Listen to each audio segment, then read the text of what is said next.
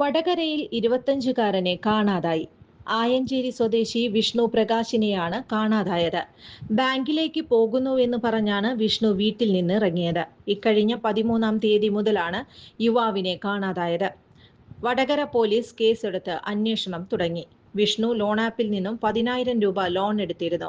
ഇതിന്റെ തിരിച്ചടവ് മുടങ്ങിയതിനാൽ നിരന്തരം ഭീഷണി കോളുകൾ വന്നിരുന്നതായി കുടുംബം പറയുന്നു. വിഷ്ണുവിന്റെ മോർഫ് ചെയ്ത നഗ്ന ഫോട്ടോകൾ ലോൺ ആപ്പ് കമ്പനി നിരവധി പേർക്ക് അയച്ചു നൽകിയിട്ടുണ്ടായിരുന്നു. ലോൺ ആപ്പിന്റെ ഭീഷണി ഭയന്ന് ആണോ നാടുവിട്ടതെന്നാണ് കുടുംബത്തിന് സംശയം.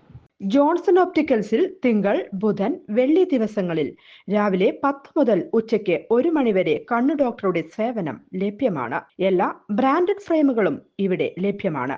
ഡ്രൈവിംഗ് ലൈസൻസിനുള്ള സർട്ടിഫിക്കറ്റുകൾ കൂടാതെ ഡോക്ടർമാർ നിർദ്ദേശിക്കുന്ന എല്ലാത്തരം കണ്ണടകളും ജോൺസൺ ഓപ്റ്റിക്കൽസിൽ നിന്നും ലഭിക്കുന്നു. ജോൺസൺ കണ്ണട വ്യാപാരം, ഡിവൈൻ ആശുപത്രിക്ക് എതിർവശം, വടക്കാഞ്ചേരി. കൂടുതൽ വാർത്തകൾക്ക് ഞങ്ങളുടെ ചാനൽ സബ്സ്ക്രൈബ് ചെയ്യുക.